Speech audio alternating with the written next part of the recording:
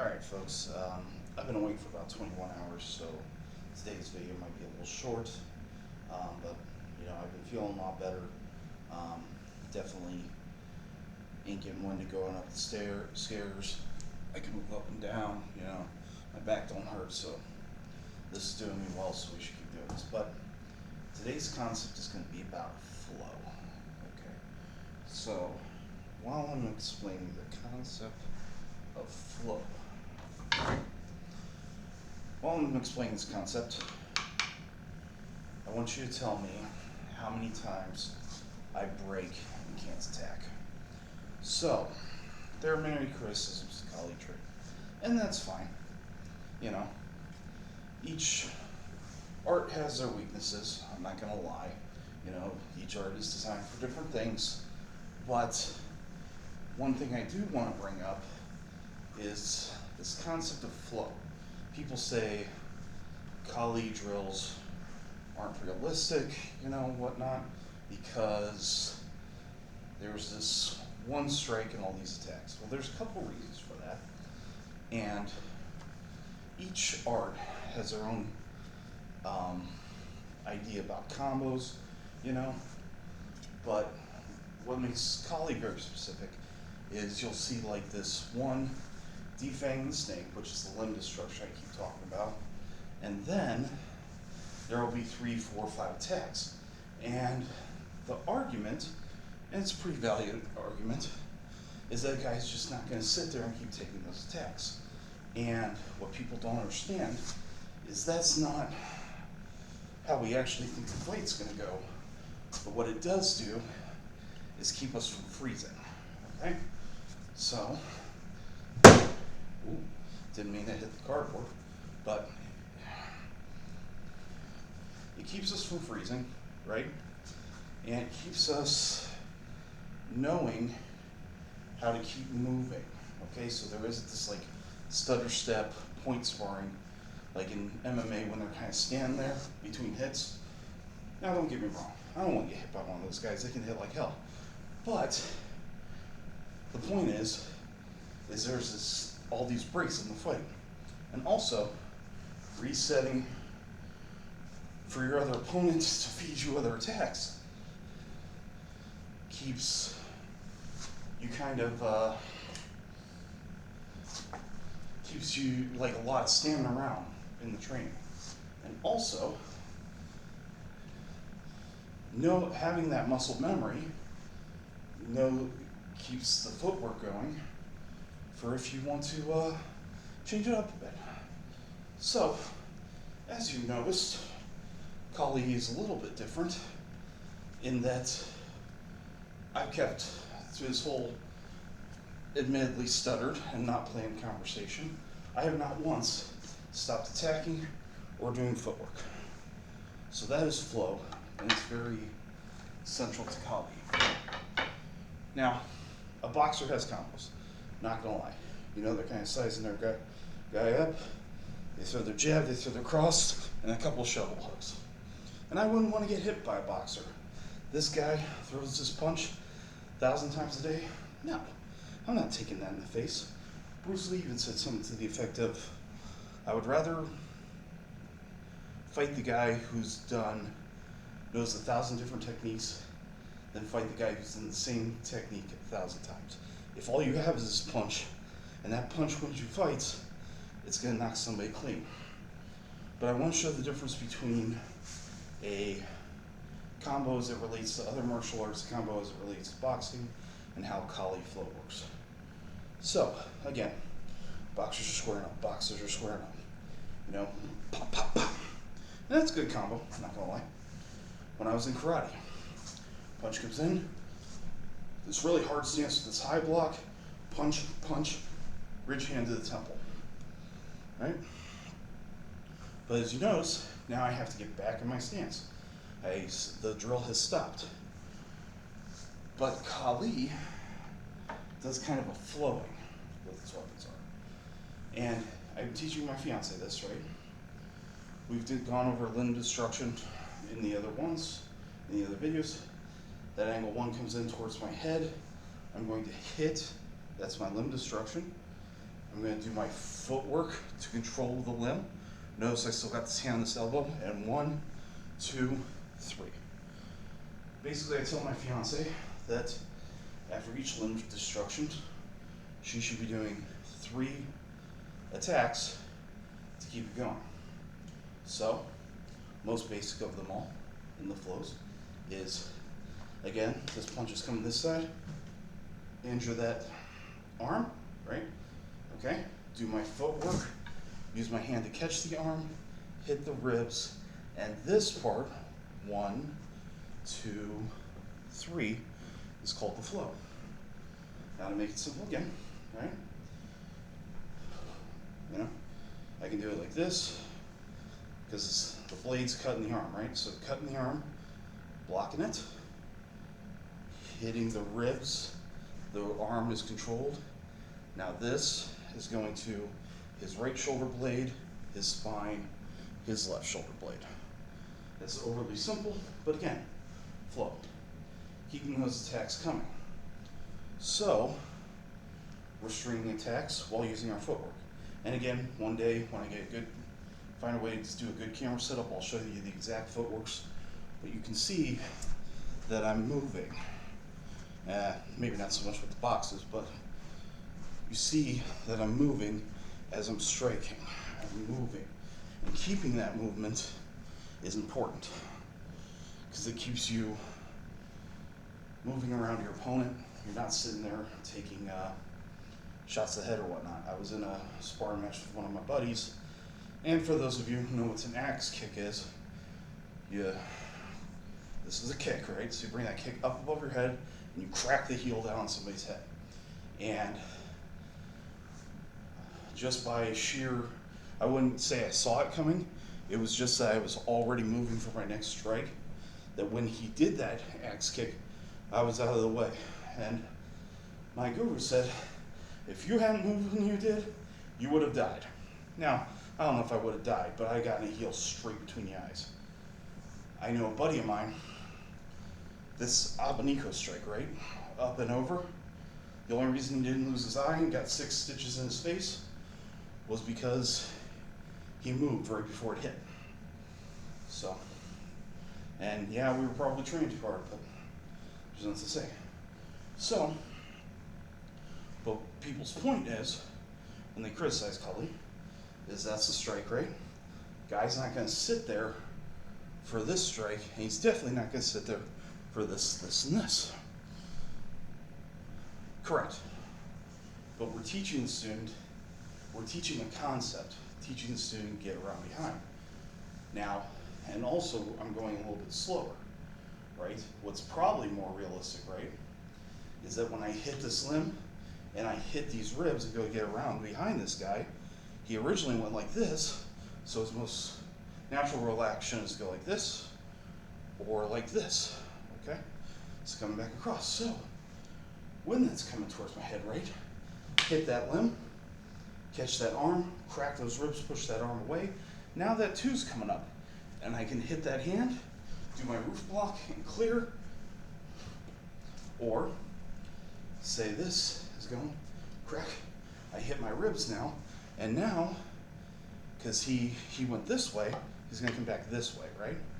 So, crack that, crack him across the ribs, and when it comes down here towards me, I can crack his hand, pass it, I can do a good stomach stick, right? Push back his head, shove it into his chest. Okay, so that's where like the flow comes in, and guys make up, and eventually you get to the point, like I showed this very simple 3 slashes, right? That's very simple, but once you've done so many of these in these different strikes, you start making up your own flow. Like say, right? So that's coming in, I hit here, right? And it's kind of hard to see without somebody here, but I hit here, right?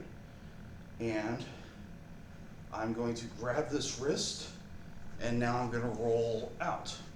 And what you can do there is do a disarm, right? So you're clearing, you're rolling, now this sticks out of the hand, I can do abanico, where this is going to go to the side of his face. This is going to go to the back of his neck, and this is going to slice from the top of his skull down his butt crack. Sorry, I know that's funny, but you notice I'm still flowing at the end of the day. Or if I want to do the fall system that we did yesterday, it's called pluma, because it's supposed to be like pluma. Pluma means feather in Filipino, and it's like a quill, so pluma. Now I'm going to do this so I don't drop it, but if he comes here and I pluma, you know, his arm's down here, this one's going to the temple, right? You know, this is coming down as hard as I can onto here, you know, so, you know, I blocked it, and his arm's, I'm holding his arm down here, pop, ooh, sorry, I need to work on that. There's my little strike, and now I can hit the back of his calf and push him away. So, we're still doing flow, and no matter what weapon it is, we can keep doing flow. Primarily, Kali's Taten angles. Angle 1, angle 2, angle 3, okay, that's across the body. Angle 4 slices across the body. This is a stab into the stomach. Push the face back to stick into the heart, okay? This is a face slash or your decap, right? Now this one, this is your eye rake. This one's gonna come right across here, right? So eye rake, and now this one is coming down for this quad, right? So this one's high, this one's low, and I'm looking to cut the leg here, right? Now, as I come across for cutting the leg, where's my hand? Automatically here. So a hammer fist, right? This hammer strike, angle 10, is a natural reaction, because if my hand was here, I wouldn't want to go like over here to come back across, right? I'm keeping that motion. So 10, uppercut is 11, right? Now, I'm going to hit the face, push the face away. This is going to the temple. By chaining these movements, okay, I'm not going to have a guy that's going to just sit there and keep taking it, but if I know that I'm going to do 8, right, or if I'm doing a strike and, you know, he comes here for my hand, right, what I can do is cut underneath into my roof block, right? So if he comes down with that angle 2, I was here going for the eye rake, and, or maybe I have enough force, I can put that hand away, and now I go into an abanico strike. So it's about muscle memory. It's not about that up here, oh, I can outsmart all these people. Your hands start, if you train like this and you flow, your hands and feet start doing the things without you thinking about them. Because so I can practice this strike 100 times, right, and know that I can come up, right? Well, if this guy hits me in the face and I come down, my body all automatically remembers, oh, that's 10. I don't have to think, oh, I'm down on my feet, what do I do? I just remember this is 10. And once my hand's up here, I realize, oh, a high strike would be an abanico, okay? So don't get caught up in all the emotions. Go simple.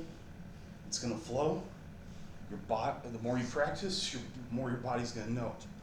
Because I can tell you from EMS, sometimes I did get into some fights, but I can even tell you from like heart attacks. I can tell you about, you know, people who've been in car wrecks, you know, stuff like that. Every once in a while, even the most trained person in the world, this goes blank, and they've already started doing something that they've done 100 times before they realize what they were doing. One time, here's a prime example. Kid comes in, he's got a rock up his nose, right? So doctor asked me, hey, why don't you do me a favor? We're gonna lay this kid on his back, right? And we're gonna get the rock out of his nose. No problem, doc. He says, I need you to kind of pin his arms down, make sure he isn't reaching for the gadgets. No problem, doc, happy to do it. Now, by sheer accident, the guy's a good doc, but by sheer accident, because he was laying on his back, when they took the rock out of this kid's nose, it fell right into his mouth. I do not know how I knew to go like this without touching his lips and yank it out before the kid could breathe. I still don't know how I did. Couldn't tell you. All I know, I didn't even realize anything had happened until my hand hit the light. But what had happened was the rock had fallen into his nose, okay, or fallen into his mouth. Didn't want the kid to choke, right? So my point being is your body will react before your brain. And the way to keep that working correctly is to practice your muscle memory. And the more times you cut and then pass the arm, you'll start to feel if they push back against this arm. And then if they push back against this arm, you know you gotta push it away and come for that rib strike. You know what I mean? You'll feel that resistance. Or if I'm doing this, right, I will start to feel him pull his hand back. And when he pulls his hand back, I know that this is coming.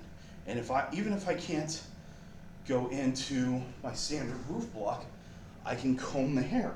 See, I have that stick and I'm combing the hair. And then, I mean, it's not perfect. This is gonna get hurt, but I'd rather break my shoulder than break my head. You know what I mean? I'd rather get my tricep sliced than my jugular. So, the purpose of the flowing isn't to dismember somebody like a serial killer. The purpose of the flowing is to learn your muscle memory. Okay, so I'm going to show you how to flow from the 5 attacks with the meat system. So we're going to go here, okay? Crack the ribs, pass it, slice, slice.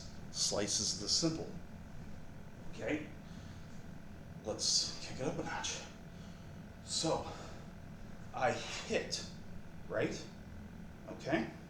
Now, what I can do then is flip this over, and I'm going to catch his hand and push down on the stick. It's obviously without another person, it's kind of hard to see, but the point is I've done a different limb destruction now, right? And I have his hand, and his stick is on the ground, right? So I lift up that hand, stab, shovel hook, and I can hit with this ponyo like it's an elbow or a karambit, right? So let's not even make it this arm. Let's just make a point here. So this is different, okay? I'm gonna do my footwork like any other time, and I'm gonna come up around, right? Maybe I hit that head, push that arm down, hit that tricep with that ponyo. All these different things are the same move. But I'm learning, I can make this up on the spot, not because I was taught this, but I was taught each individual movement, and my body is telling me by muscle memory how to do it. Let's try 2. 2's coming this way, right? So, traditionally, right? We're gonna go with traditional, right? He's coming down, I'm gonna hit, I'm going to cup, push it past, slice, slice, slice. Traditional, right? But instead, we're gonna do this a little bit different this time. I wanna go this way around him so I can run. So, this comes down, I'm gonna kind of hook and go like this, right? So I'm gonna hook his arm as it comes down, and the sword is gonna slide down my sword, or stick's gonna slide down my stick. So I clear the stick, right? And I ponyo into the karambit, I crack it into the stomach, uppercut, and I can start running this way. Again, 3 attacks, right? So then this shovel hook comes, right? So traditionally, pass the shovel hook, slice the arm, 1, 2, 3, right? Let's try this up a bit different, right? So I'm gonna pass it, I'm going to hit the back of the arm, like that. I'm gonna redondo and whip and really hit that arm, right? Then I'm gonna do a low kick to the knee, right? Jab, and then do my super power swing, okay? Different flow. Okay, here, we're gonna do the meat system. guys call this a crash. If you see my other video, you'll see why I don't like the crash concept. I feel like it ties too much of your body up. But here, right? 1, 2, 3, again. And you can see I got some boxes, so it's not perfect right now. But the concept's still there. Okay, so now I see that. So now we're gonna see a different way of doing 4. So I see 4 coming in, right? Sticks hit, protecting my belly, right? I pass. This is my undercut to that arm, abanico, right? Abanico, slice. Okay, again, 3 strikes. But again, I'm flowing off the same move. Limb destruction, footwork, 3 strikes. Now, I'm getting a low kick, right? Getting a low kick. Standard, pass it, strike the quad, slice, slice, slice into the guy, right? Nope, we're gonna do it a little bit different, right? So, he passes, I dead leg him, right? And off of there, right? I'm going to push his head, I'm gonna crack him across the tailbone, right? I'm gonna jam this right in between his shoulder blades, right? And then, now I've got him. So let's see that again. Dead leg, okay. Where was it? So that was dead leg, okay. And then how did I do that? See, I don't even remember because I made it up on the spot because I'm used to flowing. So, dead leg.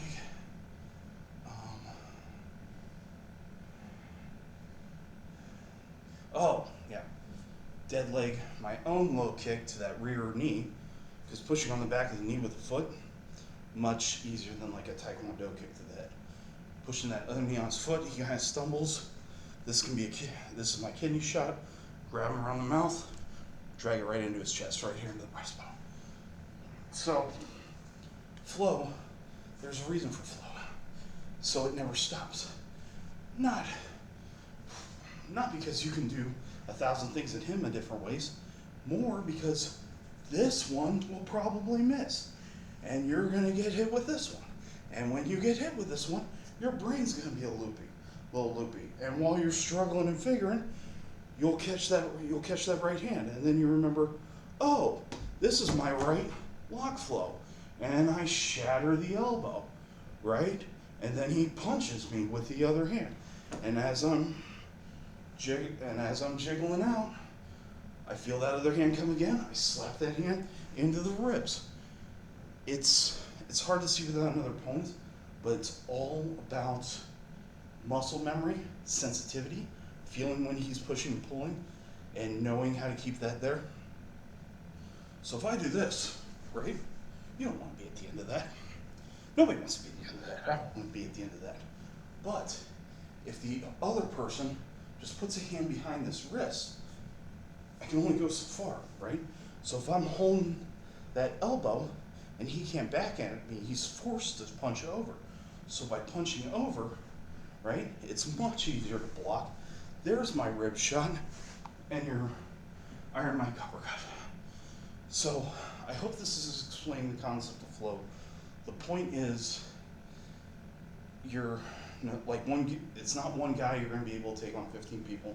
It's not you're going to slice some guy up like a serial killer. The point is, you don't have to think because it's all muscle memory at this point. And you're used to not stopping. You don't have to throw that jab and then be like, oh, what combo do I want to throw? It's, oh, I threw that jab. Now I throw that punch. Now I throw that hook. Now I throw that elbow, which goes into my meat system. See what I'm saying? So I hope that explains flow. Thanks for working with me today. Sorry about the fat belly, but yeah, 25 minutes. I think my first video was 5, so I appreciate you being here with me today.